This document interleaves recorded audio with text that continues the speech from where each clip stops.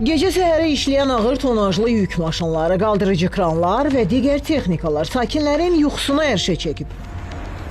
Səsküydən ətrafda dayanmaq olmur.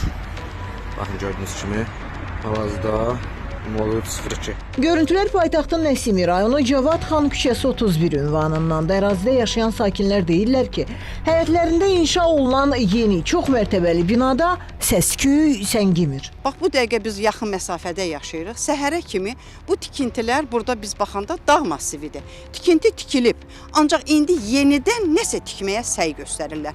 İstər xəstə var, evdə körpə uşaqlar var. Saat özə başlayırlar, gecə başlamağa, o tikintini yəni ki, sökməyə. Əgər bura siz baxsaz, gecə saatlarında gəlib fikir versəz, inan ki, qulaq tutulur. O labüd. Əgər şəhərdə iş gedirsə, kimsə yaşayırsa, ona da dözməlidir. Mənim fikrimcə, lap çox səsküylü işlərdən az istifadə eləsələr yaxşı olar. Məsələn, kimsə işçi boş-boşuna qışqırırsa gecə, yuxarı radiasiya var da, məsələn, bəzi şeylər var, texnika inkişaf edib, belə şeylərdən istifadə eləsələr daha yaxşı. Nənəm qalır evdə 85 yaşında, o narahat olur, biraz yaşlı arvaddır da, xəstə adamdır. Yəni, gecə indi o biraz problem olur. Və hələ ki, hamı işə gedir, eləyir, səhər tezdən, səsküy adamı qoymur yatma, həqiqətən də qoymur yatma.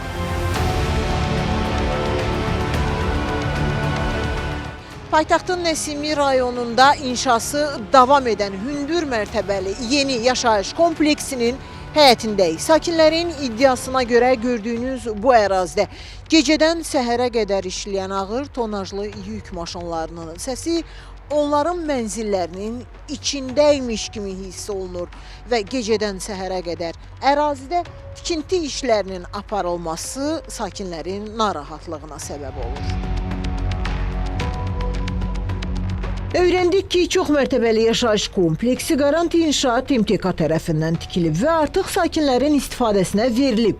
Tikinti şirkəti iddialarla razılaşmır. Binada ümumiyyətlə tamamlanıblı tikinti, ağır tikinti işləri getmir. Artıq tikintisi başa çatdırılır. Bəli, tikinti başa çatır. Amma həyətində qazıntı işləri hələ də davam edir. Yox, abadlıq işləridir o. Qazıntı işləri tamamlanıbdır, abadlıq işləri gedir artıq. Bəs görüntüdə ağır tonajlı maşınların hansı iş görmür? Ağır tonajlı maşınlar yoldan keçən maşınlardır. Bir də başqa tikinti sahələrinə ola bilsin gedən maşınlardır. Yəni bizlə bağlı deyil onlar. MTK rəsmisinin sözlərinə görə binanın həyətində sadəcə son tamamlama işləri görülür. Sevinç Vaqif qızı, Seymur Əmraslanov, Xəzər xəbər.